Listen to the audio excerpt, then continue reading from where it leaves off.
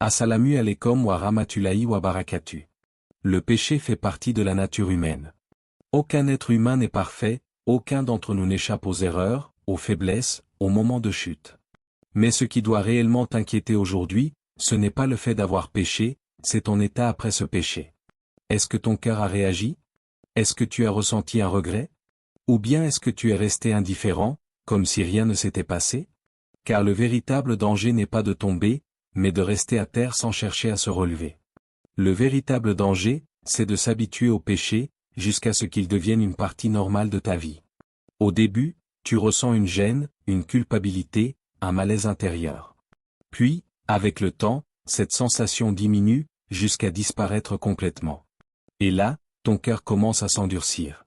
Le prophète a dit, « Tous les fils d'Adam commettent des péchés, et les meilleurs des pécheurs sont ceux qui se repentent. » Tirmidhi. Ce hadith est rempli d'espoir, mais aussi d'un avertissement profond. Il ne dit pas que les meilleurs sont ceux qui ne pêchent jamais, mais ceux qui reviennent constamment vers Allah. Cela signifie que la valeur d'une personne ne réside pas dans son absence de faute, mais dans sa capacité à reconnaître son erreur et à se tourner sincèrement vers son Seigneur. Mais réfléchis un instant, que se passe-t-il si une personne ne se repent plus? Si elle ne ressent même plus le besoin de demander pardon? À ce moment-là, le péché devient plus dangereux que jamais. Il ne s'agit plus d'une simple faute, mais d'un état du cœur. Lorsque le cœur ne ressent plus de remords, c'est un signe d'endurcissement. Et un cœur dur est un cœur éloigné d'Allah. Le péché devient alors banal, presque invisible. Tu le fais sans y penser, sans te remettre en question. Et c'est là que le piège est le plus profond, car tu ne vois même plus que tu es en train de t'éloigner. Certains pieux prédécesseurs disaient, le croyant voit ses péchés comme une montagne prête à s'effondrer sur lui, tandis que le pervers voit ses péchés comme une mouche qu'il chasse d'un geste de la main. Cette image est puissante. Elle montre que ce n'est pas seulement le péché qui compte, mais la manière dont ton cœur le perçoit. Plus tu banalises le péché, plus ton cœur s'assombrit. Et plus ton cœur s'assombrit, moins tu ressens le besoin de revenir à Allah. C'est un cercle dangereux, silencieux, progressif. Tu continues à vivre, à rire, à avancer, mais intérieurement, quelque chose s'éteint. Et pourtant, chaque péché est un appel. Un appel à revenir. Un appel à dire, « Ya Allah, pardonne-moi ». Mais si cet appel est ignoré encore et encore, il finit par ne plus être entendu. C'est pour cela que persister dans le péché est pire que le péché lui-même. Parce que la persistance tue lentement la conscience, elle éteint la lumière du cœur, elle coupe la relation avec Allah sans que tu t'en rendes compte immédiatement. Aujourd'hui, pose-toi sincèrement cette question, est-ce que ton cœur est encore vivant? Est-ce que tu ressens encore ce pincement après avoir fauté? Si oui, alors c'est une immense bénédiction. Cela signifie qu'Allah veut encore de toi, qu'il t'appelle encore à revenir. Ne laisse pas ton cœur s'habituer. Ne laisse pas le péché devenir normal. Même si tu tombes 1000 fois, relève-toi 1000 fois. Car tant que tu reviens vers Allah, tu n'es jamais perdu. Il y a quelque chose de plus silencieux que le péché, mais souvent plus dangereux encore, l'insouciance. Car le péché, au moins, peut provoquer un choc, un regret, une réaction. Mais l'insouciance, elle, s'installe doucement, sans bruit, jusqu'à ce que ton cœur ne ressente plus rien du tout. L'insouciance commence lorsque tu oublies Allah dans ton quotidien. Tu te réveilles, tu vis, tu travailles, tu parles, tu ris, mais Allah n'est plus au centre de ta vie. Il devient secondaire, parfois même absent de tes pensées. Et sans t'en rendre compte, tu perds cette connexion spirituelle qui donnait un sens profond à ton existence.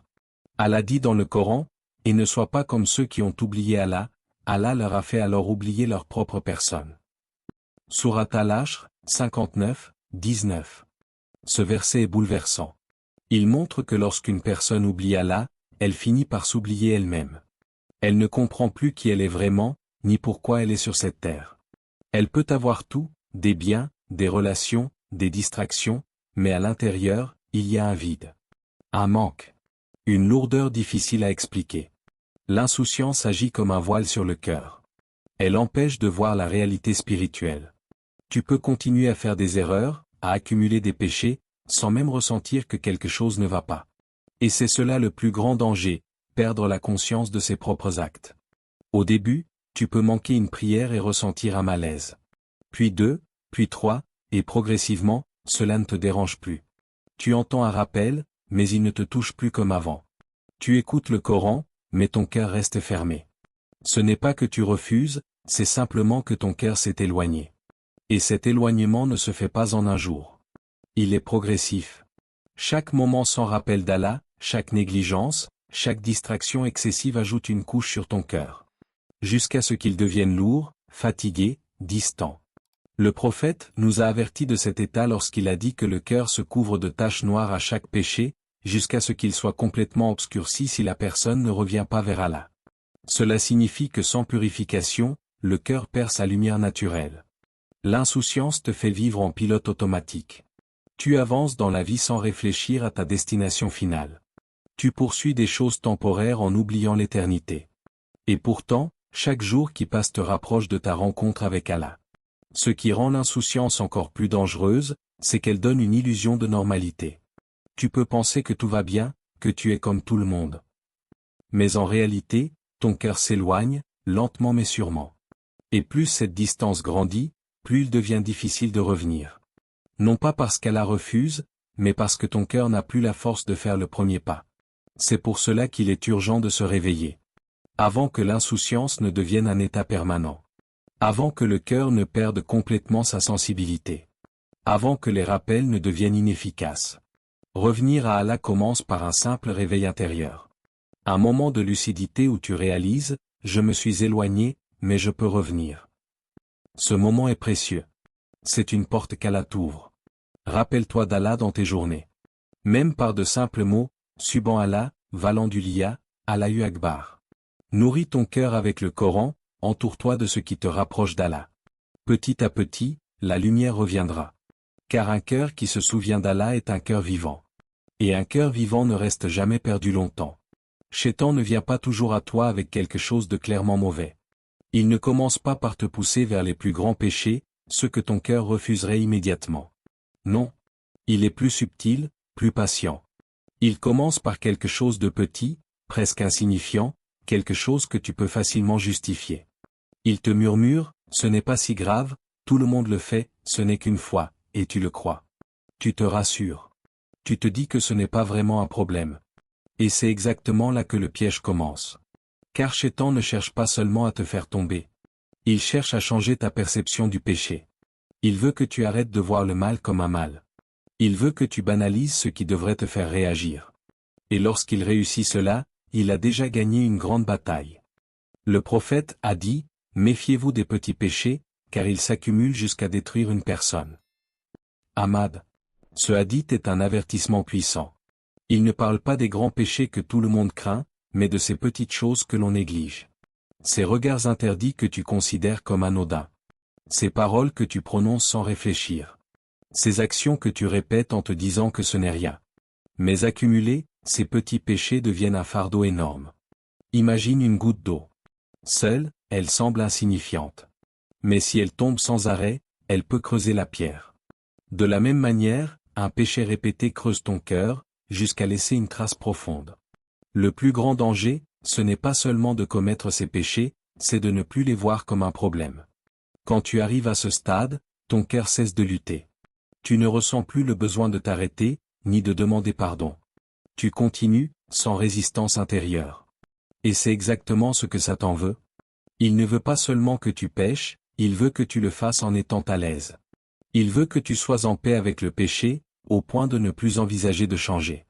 Petit à petit, il te fait descendre. Ce qui était rare devient habituel. Ce qui était inconfortable devient normal. Ce qui te dérangeait autrefois devient acceptable. Et tu ne réalises même pas à quel point tu as changé. Les pieux prédécesseurs disaient que le croyant voit ses péchés comme quelque chose de grave, même s'ils sont petits. Car il regarde la grandeur de celui qu'il désobéit. Tandis que celui dont le cœur s'est affaibli regarde seulement la taille du péché, et non la gravité de la désobéissance. Chaque péché, même petit, est un manque de respect envers Allah. Et plus tu le minimises, plus tu affaiblis ta relation avec lui. Tu perds cette vigilance, cette sensibilité qui te protégeait. Satan utilise aussi le temps comme une arme. Il te dit, tu peux te repentir plus tard, ce n'est pas urgent, et ainsi, tu repousses. Jour après jour. Jusqu'à ce que le repentir devienne difficile, voire oublié. Mais la réalité est simple, tu ne sais pas combien de temps il te reste. Chaque instant est une opportunité de revenir, mais aussi un risque si tu continues à négliger. Comprends bien cela, ce n'est pas la taille du péché qui te détruit, c'est ta relation avec ce péché. Si tu le minimises, si tu l'acceptes, si tu le répètes sans regret, alors il devient dangereux pour ton cœur. Au contraire, même un grand péché peut être effacé par un repentir sincère. Mais un petit péché répété, ignoré, justifié, peut t'éloigner d'Allah sans que tu t'en rendes compte. Alors aujourd'hui, sois vigilant. Ne laisse aucun péché devenir normal dans ta vie. Même les plus petits méritent ton attention, ton regret, et ton retour vers Allah. Car Shaitan avance pas à pas, mais toi aussi, tu peux revenir pas à pas. Après avoir compris le danger du péché, de l'insouciance, et des pièges de Shaitan, une question essentielle se pose. Que faire maintenant? Comment sortir de cet état? Comment réparer ce qui a été brisé dans notre relation avec Allah? La réponse est simple, mais puissante, le repentir sincère. Pas demain. Pas plus tard. Maintenant. Car tant que tu respires, tant que ton cœur bat, la porte du repentir est ouverte. Peu importe ce que tu as fait, peu importe combien de fois tu es tombé, peu importe la gravité de tes erreurs. Allah ne ferme jamais sa porte à celui qui revient vers lui. Allah dit, ô mes serviteurs qui avez commis des excès à votre propre détriment, ne désespérez pas de la miséricorde d'Allah. Car Allah pardonne tous les péchés. Sourate Az-Zumar, 39, 53. Ce verset est un appel direct. Un appel rempli de douceur, de compassion, d'espoir. Allah ne s'adresse pas ici aux pieux parfaits, mais à ceux qui ont exagéré contre eux-mêmes, à ceux qui ont accumulé les fautes. Et malgré cela, il leur dit, ne désespérez pas. Cela signifie que le désespoir lui-même est un piège. Shaitan peut te faire tomber dans le péché, mais ensuite, il essaie de te convaincre que tu es trop loin pour revenir. Il veut que tu abandonnes. Que tu penses que ton cas est perdu. Mais c'est faux. Allah est Ar-Rahman, Ar-Rahim. Sa miséricorde est plus grande que tous tes péchés réunis. Et il aime pardonner. Il aime voir son serviteur revenir vers lui, même après des erreurs répétées. Mais qu'est-ce qu'un vrai repentir? Le repentir sincère, ce n'est pas seulement dire Astaghfirullah avec la langue. C'est un mouvement du cœur. C'est ressentir un regret profond pour ce que tu as fait. C'est reconnaître que tu t'es éloigné d'Allah. C'est ressentir une tristesse sincère, non pas par peur des gens, mais par amour et respect pour ton Seigneur. Ensuite, c'est arrêter immédiatement le péché. Pas progressivement, pas petit à petit, mais avec une décision claire. Tu coupes avec ce qui t'éloigne d'Allah, même si c'est difficile. Même si cela demande des sacrifices. Et enfin, c'est prendre une ferme intention de ne pas y revenir. Cela ne signifie pas que tu ne tomberas jamais à nouveau. Mais cela signifie que dans ton cœur, tu es sincère. Tu veux changer. Tu veux t'améliorer. Le repentir, c'est un retour. Un retour vers celui qui ne t'a jamais abandonné, même lorsque tu l'as oublié. Et ce retour peut transformer toute ta vie. Un seul moment de sincérité peut effacer des années d'erreur. Une seule larme versée par regret peut purifier ton cœur. Un seul Ya Allah, pardonne-moi prononcé avec vérité peut ouvrir les portes de la miséricorde. Et ce qui est encore plus beau, c'est qu'Allah ne se contente pas de pardonner. Il remplace tes mauvaises actions par des bonnes, si ton repentir est sincère. C'est une générosité immense. Alors pourquoi attendre? Pourquoi repousser ce moment? Chaque instant que tu passes loin d'Allah est une perte. Mais chaque instant où tu reviens vers lui est une victoire. Ne laisse pas Shaitan te dire, tu le feras plus tard. Car plus tard n'est jamais garanti. Ce que tu as, c'est maintenant. Reviens à Allah avec ton cœur tel qu'il est. Même s'il est brisé, même s'il est fatigué, même s'il est rempli de fautes. Car c'est justement ce cœur-là qu'Allah veut guérir. Le repentir n'est pas réservé aux parfaits. Il est pour ceux qui reconnaissent leurs imperfections et choisissent de revenir. Et peut-être qu'à ce moment-là, maintenant, est le début de ton changement. Revenir à Allah, ce n'est pas seulement prononcer quelques mots avec la langue, c'est entamer une transformation intérieure profonde. Beaucoup pensent que dire Astaghfirullah suffit, mais le véritable retour vers Allah demande un changement réel, un effort sincère pour purifier son cœur et réorienter sa vie. Car le problème n'est pas seulement le péché en lui-même, mais tout ce qui y mène. Les habitudes, les fréquentations, les environnements, les pensées, tout cela influence ton cœur. Si tu continues à vivre dans les mêmes conditions qui t'ont éloigné d'Allah, il devient très difficile de rester ferme dans ton repentir. Revenir à Allah, c'est donc faire un choix conscient, celui de s'éloigner des causes du péché. Cela peut être difficile, parfois même douloureux. Il se peut que tu doives t'éloigner de certaines personnes, abandonner certaines habitudes, changer certaines routines. Mais chaque sacrifice que tu fais pour Allah est une preuve de ton amour sincère envers lui. Et Allah ne laisse jamais cet effort sans récompense. Mais s'éloigner du mal ne suffit pas. Il faut aussi remplir ce vide par le bien. Car le cœur ne peut pas rester vide. Soit il est rempli par la foi, soit il est rempli par les distractions et les tentations. C'est là que les actes d'adoration deviennent essentiels. La prière, par exemple, n'est pas seulement une obligation, c'est un moment de connexion directe avec Allah. C'est un rendez-vous avec celui qui connaît tes faiblesses, tes luttes, tes regrets. Chaque prière est une opportunité de te purifier, de te recentrer, de revenir. Le Coran est aussi une lumière. Ce n'est pas un simple livre, c'est une parole vivante qui parle à ton cœur. Même si tu ne comprends pas tout, le simple fait de l'écouter ou de le lire avec sincérité apaise l'âme et ravive la foi. Le dhikr, le rappel d'Allah, est un remède puissant. Des mots simples comme Subhanallah, Valandulia, Allahu Akbar peuvent sembler légers sur la langue, mais ils sont lourds dans la balance et puissants pour le cœur. Allah dit, en vérité, c'est par le rappel d'Allah que les cœurs se tranquillisent. Sourate Ar-Ra'd, 13h28. Ce verset nous rappelle une vérité essentielle. Ce que ton cœur cherche, ce n'est pas le plaisir temporaire, c'est la paix. Et cette paix ne se trouve que dans la proximité avec Allah.